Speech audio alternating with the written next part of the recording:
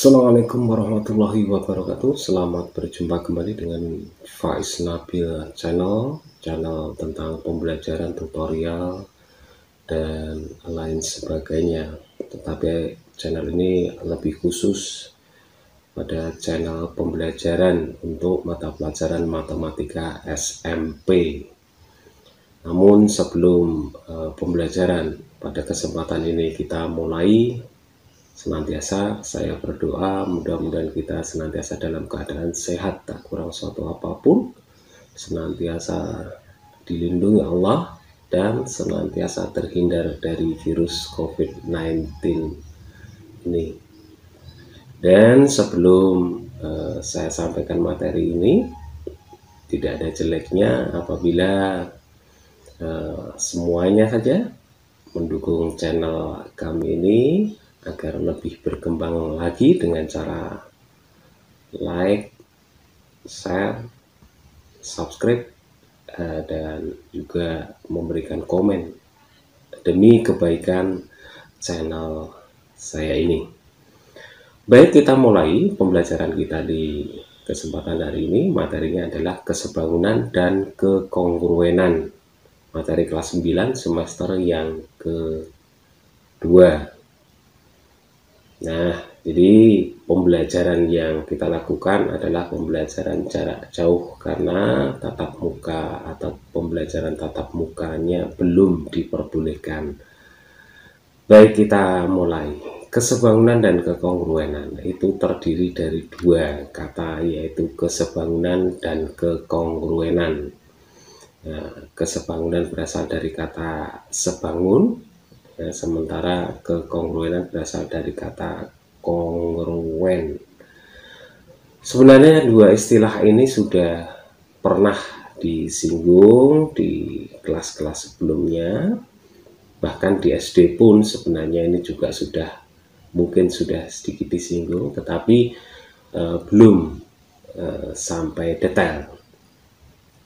Baik, langsung saja kita lihat materi yang akan kita pelajari ini. Urutannya adalah kesebangunan, kemudian kongruensi, kemudian kesebangunan pada segitiga, kongruensi pada segitiga, kemudian nanti ada latihan-latihannya.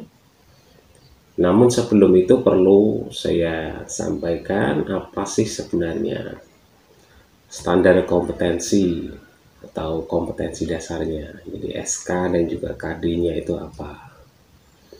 Nah, jadi standar kompetensinya itu adalah memahami kesebangunan bangun datar dan penggunaannya dalam pemecahan masalah. Kemudian kompetensi dasarnya mengidentifikasi bangun-bangun datar yang sebangun dan kongruen, kemudian mengidentifikasi sifat-sifat dua segitiga sebangun dan kongruen. Kemudian yang berikutnya adalah menggunakan konsep kesebangunan segitiga dalam pemecahan masalah. Nah, kemudian sebagai indikatornya pembelajaran kita itu akan berhasil apabila yang pertama siswa dapat membedakan pengertian dua bangun datar yang sebangun dan juga kongruen. Kemudian yang kedua adalah menyebutkan sifat-sifat atau syarat-syarat dua bangun datar yang sebangun ataupun juga kongruen. Kemudian yang ketiga, mengidentifikasi dua bangun datar yang sebangun dan juga dua buah bangun datar yang kongruen, melalui model-model bangun datar tentunya.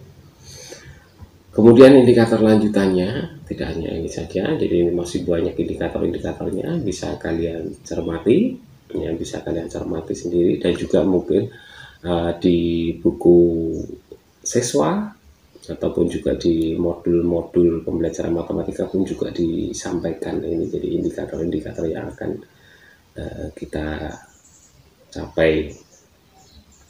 Kemudian peta konsepnya, jadi alurnya atau peta konsepnya. kesebangunan bangun datar, ya, jadi yang tadi yang memuat kesebangunan dan juga kongruen itu meliputi atau dari kesebangunan bangun datar itu kita turunkan kesebangunan dua bangun datar. Nah, kesebangunan bangun datar ataupun juga kongruensi dari dua bangun datar itu nanti akan juga kita pecah menjadi dua, yaitu bangun datar yang kongruen ataupun juga nanti segitiga dua bangun yang atau dua bangun datar yang sebangun. Nah, itu nanti akan juga terbagi menjadi dua lagi.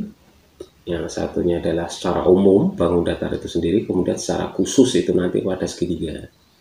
Jadi nanti muaranya itu adalah segitiga-segitiga yang kongruen dan juga segitiga-segitiga yang sebangun. Kemudian syarat dan sifatnya seperti apa itu nanti akan kita pelajari. Baik, kita langsung masuk ke materinya, kesebangunan.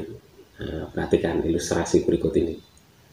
Nah, dalam kehidupan sehari-hari mestinya kita juga sering atau pernah melihat beberapa gambar atau bahkan juga keadaan yang sesungguhnya.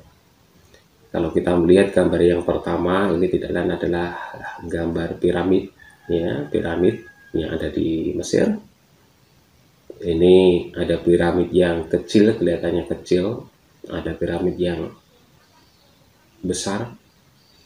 Nah, ini sebenarnya kalau kita melihat gambar ini sebenarnya karena posisi saja ini, jadi piramid yang kecil ini dan dibandingkan dengan piramid yang besar ini berbeda ukurannya. Tapi ketika kita buat gambarnya atau kita ambil fotonya, maka terlihat bahwa di sini ada gambar yang berbeda ukuran, namun bentuknya sama. Kemudian ada papan catur. Nah, papan catur yang bentuknya persegi, kemudian di situ terdiri dari 64 ya, persegi kecil, ya, 64 persegi kecil yang berbeda warna. Nah, antara persegi yang berwarna putih dengan persegi yang berwarna hitam itu bagaimana bentuknya? Bentuknya sama-sama persegi, kemudian ukurannya juga sama. Kemudian di sini ada gambar dua buah bintang. Ada bintang kecil, ada bintang yang besar. Kemudian yang berikutnya, nah ini yang favorit bagi anak-anak ini. Ada gambar SpongeBob. Nah, ada gambar SpongeBob. Ada 6 SpongeBob. Bentuknya sama, ukurannya sama. Kemudian ada foto ya, wanita cantik ini, ada foto yang besar dan juga ada foto yang kecil. Gambar fotonya bentuknya sama, jadi persegi panjang. Tetapi ukuran fotonya berbeda. Kemudian ada lantai ataupun juga ubin. Nah, apa yang dapat atau apa yang bisa kita simpulkan atau bisa kita ambil dari tayangan gambar-gambar yang ada ini? Nah, kita disuruh membandingkan ini. Jadi kita dihadapkan pada satu perbandingan antara bangun satu dengan bangun yang lain. Nah, itulah nanti inti dari permasalahan yang kita bicarakan saat ini. Jadi kita membandingkan dua buah bangun. Nah, karena tadi materi kita itu pokoknya itu adalah kesebangunan dan kekongruenan, mestinya kita nanti akan lari ke satu pertanyaan. Apakah kedua bangun itu sebangun ataukah juga kedua bangun itu kongruen? Nah, oleh sebab itu, nah, sekali lagi simak baik-baik penjelasan yang berikut ini. Lanjutkan. Nah, kita dihadapkan pada 4 buah gambar. Nah, 4 buah gambar yang sama, hampir sama dengan yang tadi saya sampaikan di awal tadi. Ada 2 buah bintang, bintang kecil dan bintang besar. Kemudian ada ini namanya elip, ya. Elip yang satu yang agak memanjang, kemudian elip yang kedua itu agak bulat. Kemudian di sini ada kurva seperti seperti bulan ini. Nah, keduanya ukurannya berbeda, bentuknya tidak sama. Kemudian di sini ada kurva juga, ukurannya tidak sama, tetapi bentuknya adalah sama. Ini sama-sama bintang, ukurannya berbeda. Ini elit, ukurannya berbeda, ya. Walaupun sama-sama elit, tetapi bentuknya berbeda. Ini gambar bulan, tetapi ya berbeda juga. Kalau ini adalah gambarnya atau bentuknya sama, tetapi ukurannya berbeda. Nah, dari contoh-contoh yang ada ini kita bisa mengkategorikannya ke dalam dua kelompok.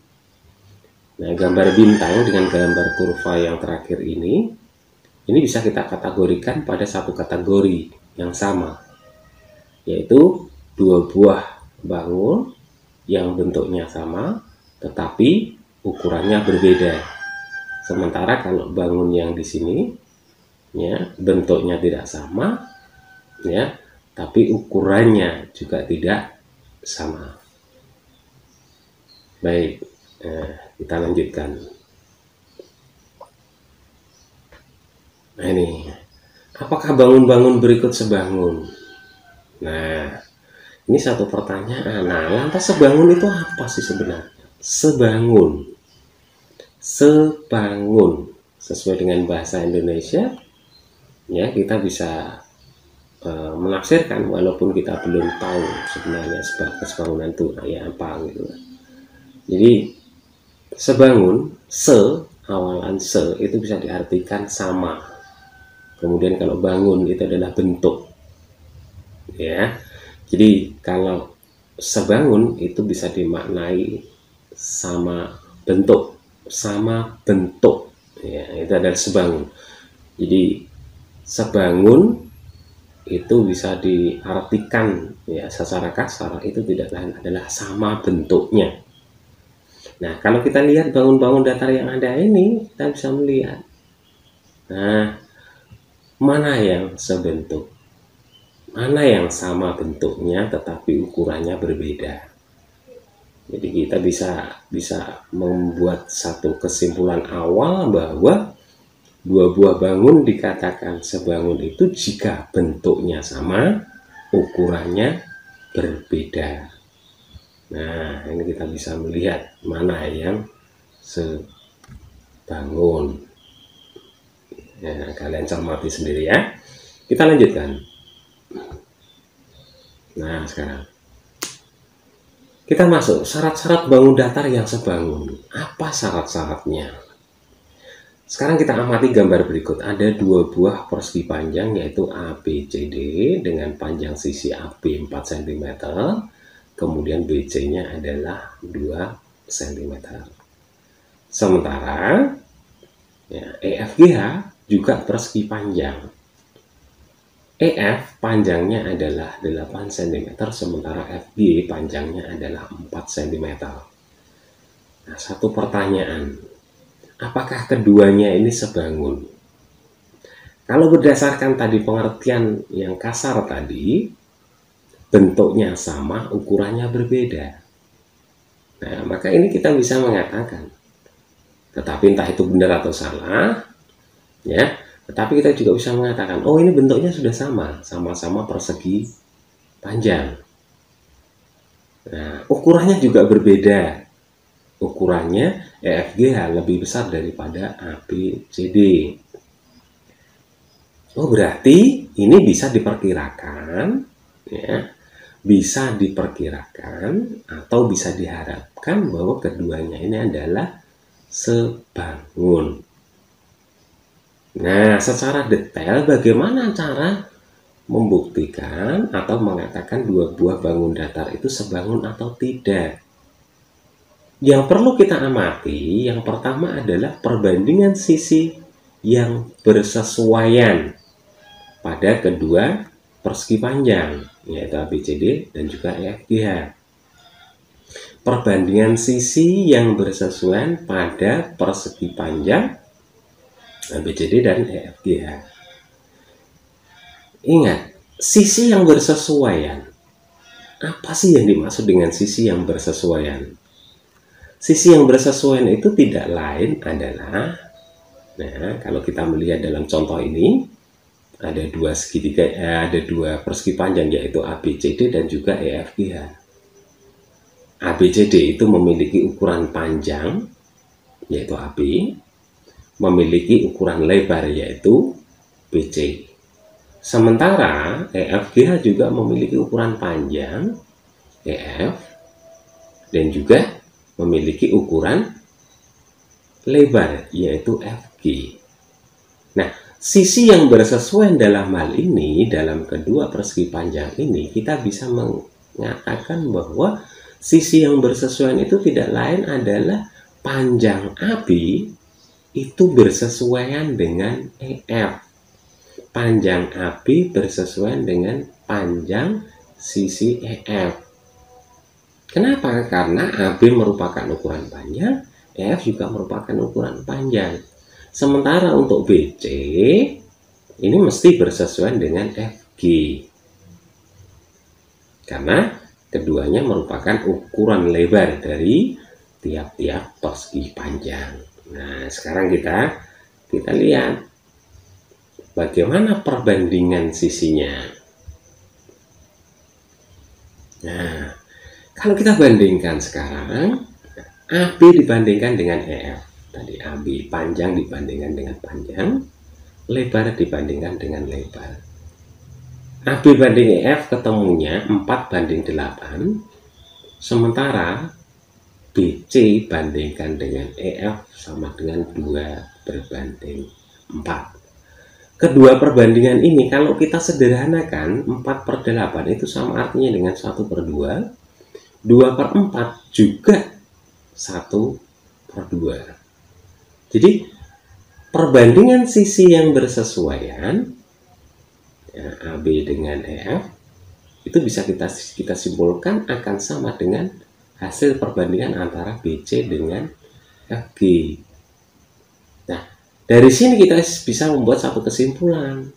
Oh, berarti sisi-sisi yang bersesuaian atau sisi-sisi yang seletak adalah sebanding. Nah, lantas yang berikutnya, apa yang harus kita cermati lagi? Apa yang harus kita buktikan lagi? Sudut-sudut yang bersesuaian. Bagaimana sudut-sudut yang bersesuaian? Sudut A itu mestinya bersesuaian dengan sudut E. Sudut B bersesuaian dengan sudut F. Sudut C bersesuaian dengan sudut G. Sudut D bersesuaian dengan sudut H. Bagaimana? Sama atau tidak? Jelas kita tahu bahwa persegi panjang itu besar keempat sudutnya itu masing-masing adalah 90 derajat. Karena di atas ini ABCD adalah persegi panjang, EFGH juga persegi panjang, maka tidak bisa kita katakan intinya kita sudah bisa memastikan bahwa sudut A ini sama dengan sudut E karena sama-sama 90 derajat atau siku. Nah, jadi kita bisa mengatakan, oh ternyata sudut-sudut yang bersesuaian besarnya adalah sama. Yang tidak lain besarnya adalah 90 derajat. Nah, lantas apa kesimpulannya? Kalau kejadiannya seperti ini, maka kita bisa mengatakan bahwa persegi panjang ABCD, persegi panjang ABCD ini sebangun dengan persegi panjang EFGH. Nah, tolong diingat-ingat, dicermati. Jadi sekali lagi ya, mengatakan dua buah bangun datar itu sebangun atau tidak ya, ada dua syarat yang harus kita cermati, yang harus kita buktikan. Yang pertama adalah bagaimana sisi-sisi yang seletak, perbandingannya sama atau tidak, sebanding atau tidak. Ini yang pertama tadi. Syarat yang kedua yang harus kita buktikan adalah bagaimana sudut-sudut yang bersesuaian. Kalau sudut yang bersesuaian sama, kedua syarat ini terpenuhi, maka kedua bangun datar tersebut dipastikan sebangun. Baik, kita lanjutkan.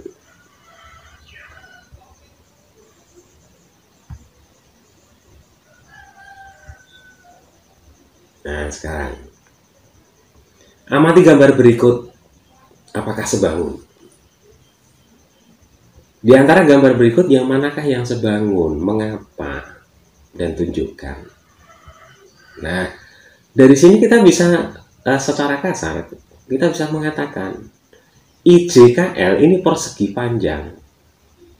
Kemudian MNOP ini adalah persegi. Sementara QRST adalah persegi.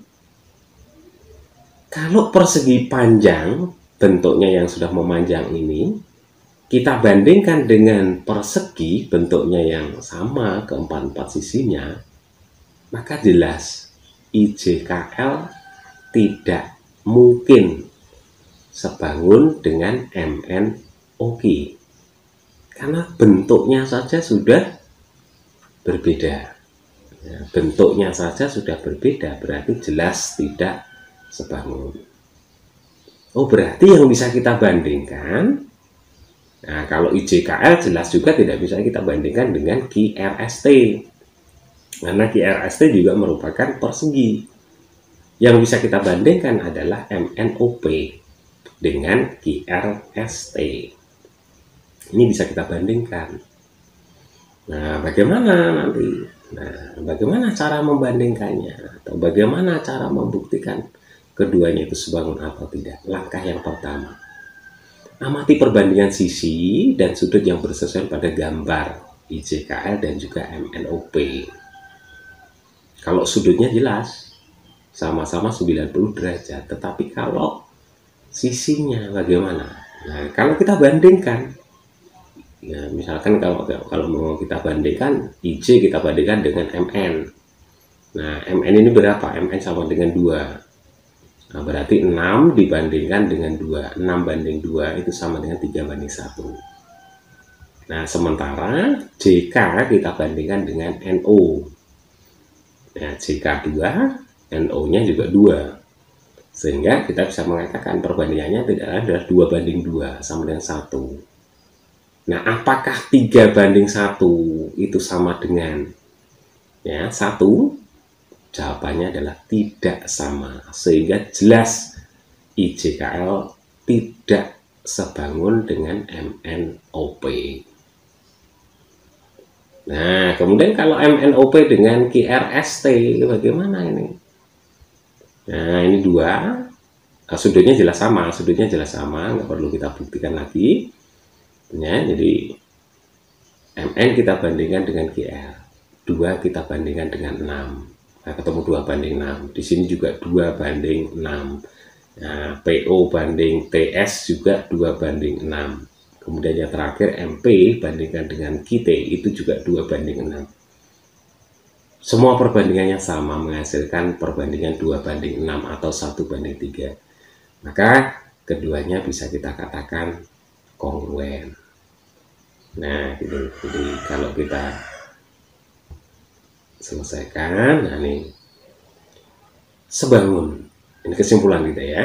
Jadi 2 buah bangun datar dikatakan sebangun jika sudut-sudut yang bersesuaian sama besar dan sisi-sisi yang bersesuaian sebanding atau perbandingannya sama. Nah, ini jadi ini kesimpulan kita.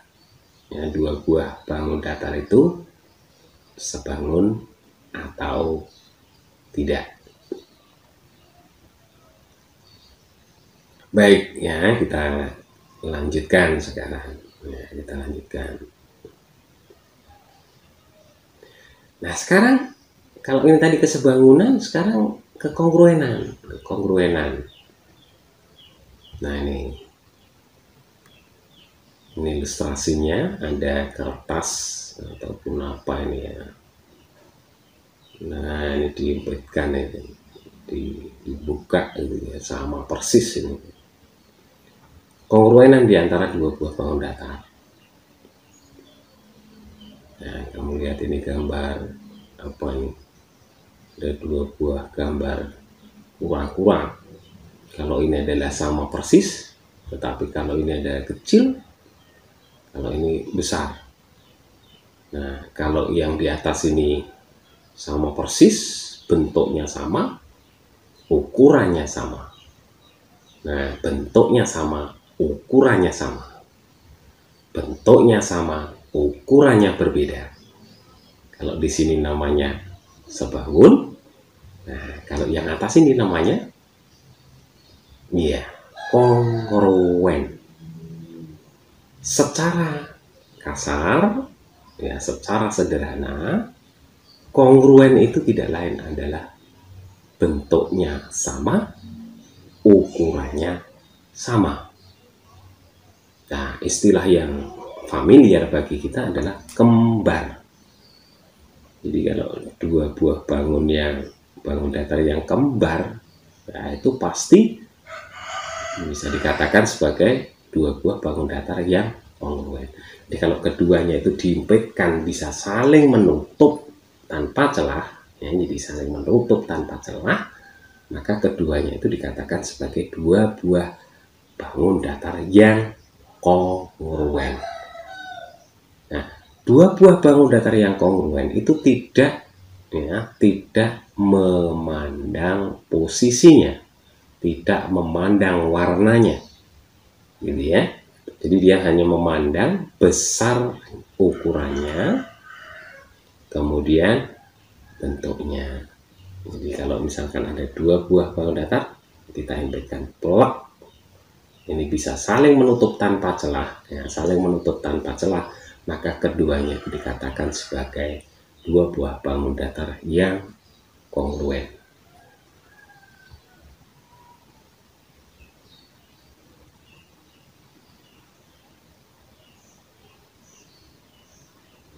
Nah, ini dua buah bangun yang kongruen. Dua buah bangun yang kongruen. Apa sih dua buah bangun yang kongruen itu? Nah, ada dua buah trapesium di sini, trapesium ABCD, ya, dan trapesium PQRS. Ya, dua buah trapesium. Kemudian, ya, keterangan sudut-sudutnya sudah diketahui di sini, sudah digambarkan. Sudut A dengan lengkung 1, sudut B juga lengkung 1, kemudian sudut C lengkung 2, sudut D lengkung 2. Kemudian tanda panjang sisinya juga sudah ditandai. Kemudian yang menjadi pertanyaan, apakah trapesium ABCD ini, ya, kongruen dengan trapesium PQRS?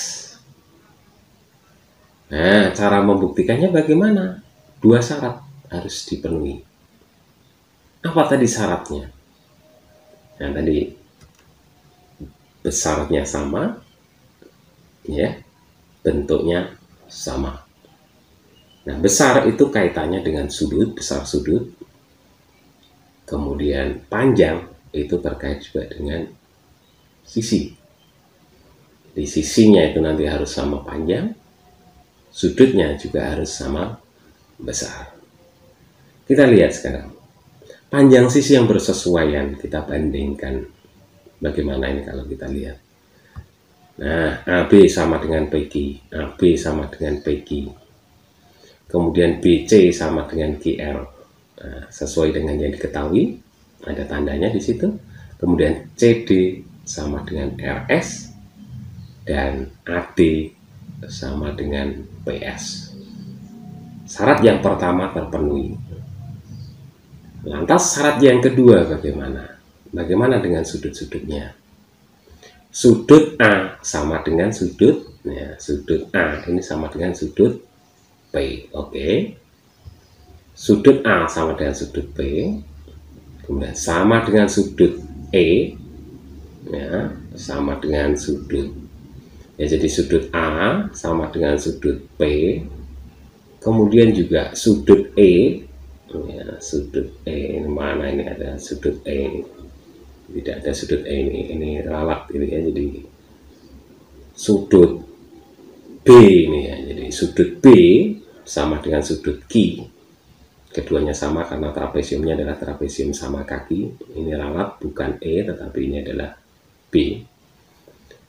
Dan juga sudut C sama dengan sudut R. Sudut C sama dengan sudut R. Sudut C sama dengan sudut R. Kemudian sudut D sama dengan sudut S.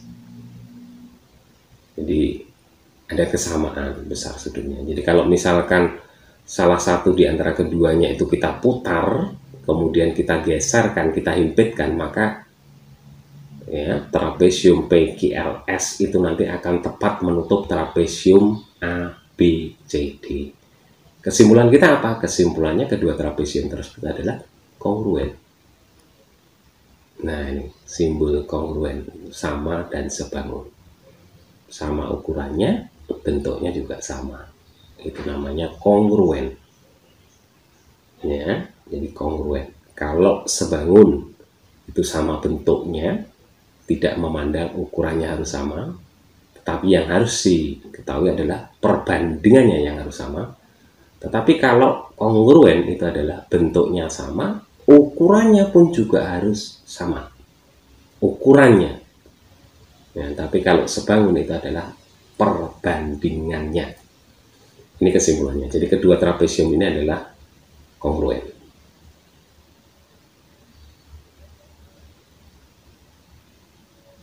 Nah, ini yang berikutnya.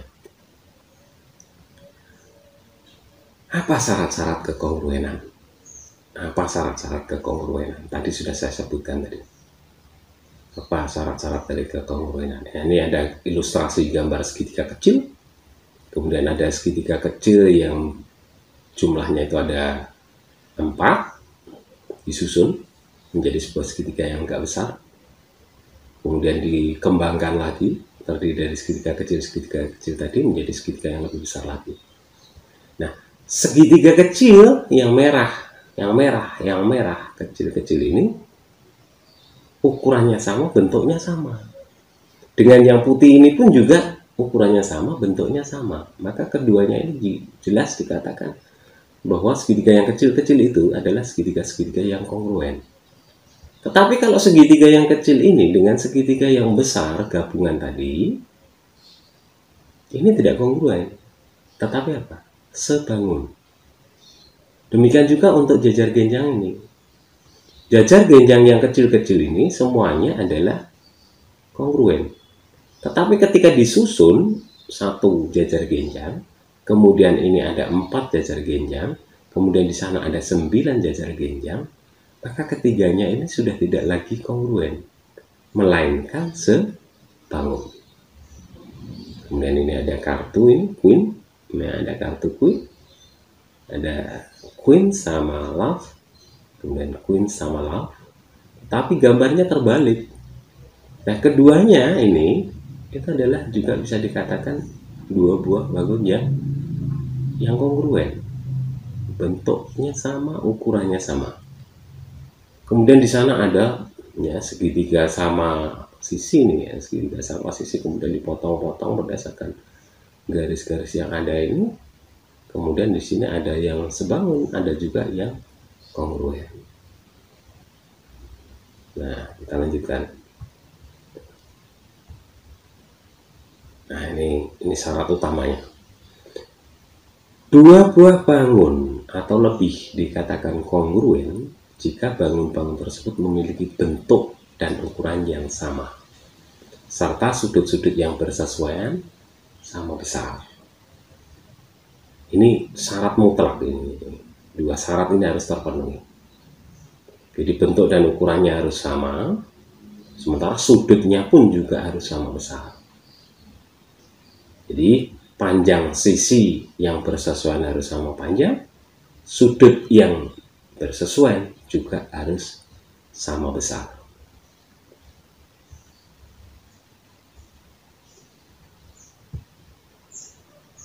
Nah, ini ya, jadi saya rasa untuk pertemuan